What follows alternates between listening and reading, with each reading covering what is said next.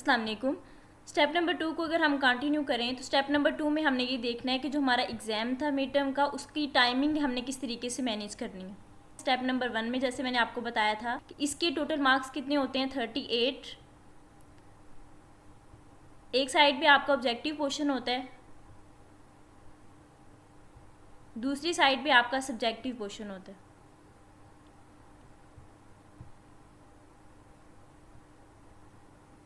Objective आपका MCQs का होता है और सब्जेक्टिव में शॉर्ट और लॉन्ग क्वेश्चंस दोनों पूछे जाते हैं। हमारा जो मेन पर्पस है वो ये है कि इसकी टाइमिंग को हमने किस तरीके से मैनेज करना है, टोटल टाइमिंग कितनी होती है। तो यहाँ पे अगर हम देखें कि हमारे जो एग्ज़ाम होता है मिड टर्म का, इसकी जो टोटल टाइमिंग है वो 1 आवर की होती है, जिसमें हमारे पास 60 मिनट होते हैं। अब हमने 60 मिनट को किस तरीके से डिवाइड करना है कि हमारे सारे एमसीक्यूज़, शॉर्ट क्वेश्चंस और लॉन्ग क्वेश्चन सारे कवर हो जाए हमारे टाइम के अंदर। अब देखिए यहाँ पे जो 60 मिनट्स हैं इसे मैं किस तरीके से डिवाइड करती हूँ। सबसे पहले तो आपके यहाँ पे ऑब्जेक्टिव की बात करें तो वो 27 होते हैं, जिसमें से आपने अटैम्प्ट करने होते हैं 22। तो यहाँ पे ये देखें, अगर आप एमसीक्यूज़ को 20 मिनट्स में करते हैं, ये मैं मैक्सिमम टाइम बता रही हूँ, ठीक है। आप कोशिश करें कि आपके एमसीक्यूज़ जो हैं वो 18 मिनट्स में कवर हो जाएं। बाकी जो 2 मिनट्स हैं वो आपने यहाँ पे एक्स्ट्रा रखने हैं, ठीक है। वो क्यों एक्स्ट्रा रखने हैं वो हम इस वीडियो के लास्ट में देखेंगे। यहाँ पे अगर हम एमसीक्यूज़ में देखें तो 2 मिनट्स हमने यहाँ पे एक्स्ट्रा रख लिए, ये हमारी एक्स्ट्रा टाइमिंग है। कोशिश करें कि आपके जो एमसीक्यूज़ हैं वो 18 मिनट्स में ही कवर हो जाएं। अगर मैं सब्जेक्टिव की बात करूँ, सब्जेक्टिव में 3 शॉर्ट क्वेश्चन होते हैं, उनमें से आपने 2 शॉर्ट क्वेश्चन करने होते हैं। सेम इसी तरह लॉन्ग क्वेश्चन में भी आपको 3 होते हैं गिवन, आपने 2 उसमें से करने होते हैं। एक शॉर्ट क्वेश्चन की बात करें तो वो होता है 3 मार्क्स का, दूसरा शॉर्ट क्वेश्चन भी 3 मार्क्स का। आपको यहाँ पे जो मैक्सिमम टाइमिंग देनी है वो यहाँ पे 10 मिनट्स की देनी है। 2 मिनट्स यहाँ पे हमने शॉर्ट क्वेश्चन से भी निकाल लिए।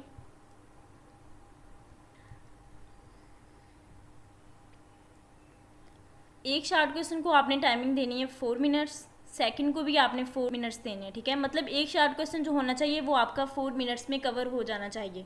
8 मिनट्स में आपके यहाँ पे शॉर्ट क्वेश्चंस हो गए, 18 मिनट्स में आपके वहाँ पे ऑब्जेक्टिव हो गए, लाइक एमसीक्यूज हो गए। अब यहाँ पे 8 मिनट्स में आपने शॉर्ट क्वेश्चन कैसे कवर करने हैं वो मैं आपको ट्रिक बताती हूँ। सबसे पहले तो यहाँ पे देखें, लाइक अगर आपका इंग्लिश का कोई सब्जेक्ट है, MCM 301 का कोई है, उसमें तो कोई टाइम नहीं लगता, वो अगर आप चाहें तो 2 मिनट्स में अपने शॉर्ट क्वेश्चन कवर कर लेते हैं। वो इस तरीके से कि लाइक MCM 301 है, उसमें शॉर्ट क्वेश्चन इस तरीके से पूछे जाते हैं। आपको एक सिंपल लाइन दी जाती है, आपको कहा जाता है कि ये लाइन बताएं ट्रू में आती है या फॉल्स में आती है। उसको आपने टिक लगाना होता है या सिर्फ सिंपली राइट कर देना होता है ये ट्रू है या फॉल्स है, ठीक है। एक शॉर्ट क्वेश्चन तो आपका हो गया, वो सिर्फ 2 मिनट्स में ही हो जाता है, ठीक है। 2 मिनट्स भी नहीं, 1 मिनट्स में हो जाता है, सिर्फ आपने ट्रू या फॉल्स को वहाँ पे राइट करना होता है। उसके बाद जो सेकंड वाला शॉर्ट क्वेश्चन है उसमें सिर्फ आपको कुछ थ्योरी पूछी जाती है, वो भी आप 2 मिनट्स में राइट कर सकते हैं अगर आपने लेक्चर्स लिए हुए हैं तो। उसके बाद अगर मैं बात करती हूँ इंग्लिश की, इंग्लिश तो वेरी इजी होती है, उसमें सिंपली आपको शॉर्ट क्वेश्चन पूछा जाता है कि आप हमें ये बताएं कि ट्रू है या फॉल्स, लाइक MCM 301 होती है। उसके बाद कोई और जो शॉर्ट क्वेश्चन पूछा जाता है उसमें जो है आपको सिर्फ एक लाइन दी जाती है, उसे आपने इसको ग्रामेटिकली चेंज करना होता है, एरर उसमें से फाइंड करना होता है। इस तरीके से आपके इंग्लिश के सब्जेक्ट होते हैं। उसके बाद अगर मैं बात करती हूँ CS 402 की, लाइक उसमें आपको डायग्राम्स ड्रा करनी होती हैं। कभी आपने फाइनल ऑटोमेटा ड्रा करना होता है, कभी NFA बनाना होता है, कभी आपने ट्रांजिशन टेबल बनाना होता है। तो अगर मैं उसकी बात करूँ मैक्सिमम वो आप 4 मिनट्स ले सकते हैं, क्योंकि वो आपने जाके पेंट में बना के देन वहाँ से कॉपी करके तो आपने एग्जाम के इंटरफेस में आके पेस्ट करना होता है। तो अगर मैक्सिमम टाइमिंग लगाएं तो 4 मिनट्स में आप कर सकते हैं। इस तरीके से कुछ ऐसे सब्जेक्ट होते हैं जिसमें शॉर्ट क्वेश्चंस आपके 2 मिनट्स में हो जाते हैं, कुछ में आपके जो शॉर्ट क्वेश्चंस होते हैं वो 4 मिनट्स में होते हैं, ठीक है। अगर मैं यहाँ पे मैक्सिमम टाइमिंग देती हूँ तो आपने 8 मिनट्स में अपने शॉर्ट क्वेश्चंस कवर करने हैं। ये जो 2 मिनट्स हैं ये आपने रिमेनिंग रखने हैं, एक्स्ट्रा रखने हैं यहाँ पे। उसके बाद अगर मैं लॉन्ग क्वेश्चन में आ जाऊँ, इसमें ये होता है कि एक लॉन्ग क्वेश्चन होता है 5 मार्क्स का, सेकेंड जो लॉन्ग क्वेश्चन होता है वो भी हमारे पास 5 मार्क्स का होता है। अब यहाँ पे आपने क्या करना है, आपका जो हाफ आवर है वो तो चला गया ना ऑब्जेक्टिव और सब्जेक्टिव में, लाइक 20 मिनट्स में आपके ऑब्जेक्टिव हो गए, 10 मिनट्स में आपके सब्जेक्टिव हो गए शॉर्ट क्वेश्चंस की। आपने यहाँ पे ये कंसीडर नहीं करना कि हमने 2 को एक्स्ट्रा रखा है, ये आप यहाँ पे कुछ देर के लिए भूल जाएं। बाकी जो हाफ आवर रह गए वो सिर्फ आपने लॉन्ग क्वेश्चन को देना है। एक लॉन्ग क्वेश्चन को अगर आप अटैम्प्ट करते हैं 15 मिनट्स में, 15 मिनट में एक लॉन्ग क्वेश्चन हो गया। दूसरा भी जो है वो अगर 15 मिनट्स में करते हैं तो आपका आधा घंटा यहाँ पे चला जाता है, ठीक है। ये 15 मिनट्स मैं उन सब्जेक्ट के लिए कह रही हूँ, लाइक मैथ हो गया आपका कोई सब्जेक्ट, उसमें ये होता है कि आपको इक्वेशंस लिखनी होती हैं और फिर वहाँ पे ना काफ़ी टाइम गुजर जाता है, तो ये 15 मिनट्स उनके लिए, ठीक है।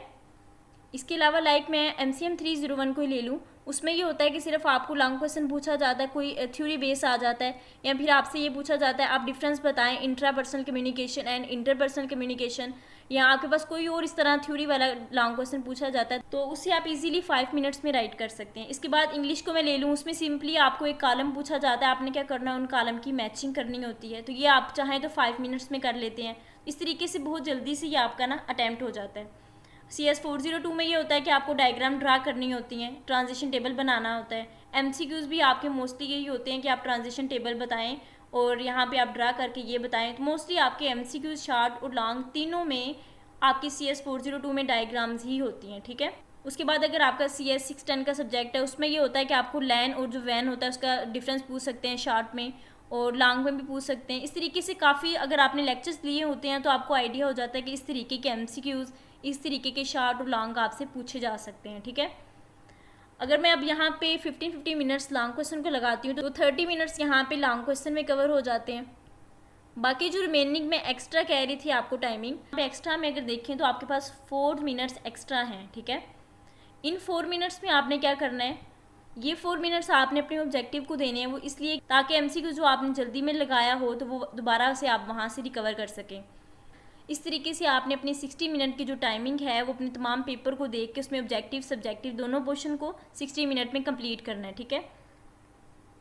और मेन पॉइंट देखिए कि आपने अपने पेपर को ज़रूर सॉल्व करके आना है। लाइक अगर आपको नहीं भी आ रहा तो आपने कुछ ना कुछ लिख के आना है, कोई ना कोई आपको तो आइडिया होगा ना कि इस शॉर्ट क्वेश्चन में क्या पूछा गया। अगर आपको नहीं समझ आ रही, आप एक दफ़ा शॉर्ट क्वेश्चन को देखें, दूसरी दफ़ा शॉर्ट क्वेश्चन की स्टेटमेंट देखें, दोबारा थर्ड टाइम देखें, तो इस तरीके से देखने से ये होता है कि कोई ना कोई तो आपके पास कंसेप्ट माइंड में आ जाएगा ना कि हमने लेक्चर के दौरान ये देखा था, या हमने अपने फाइल्स को रीड करते हुए इस चीज़ को एक दफ़ा दोहराया था, तो कोई ना कोई चीज़ आपके माइंड में आ जाएगी उसके कंसेप्ट के रिलेटेड कि हमने ये लेक्चर्स में देखा था, अब हमने यहाँ पे ये लिखना है, तो कुछ ना कुछ वहाँ पे ज़रूर राइट करके आना है।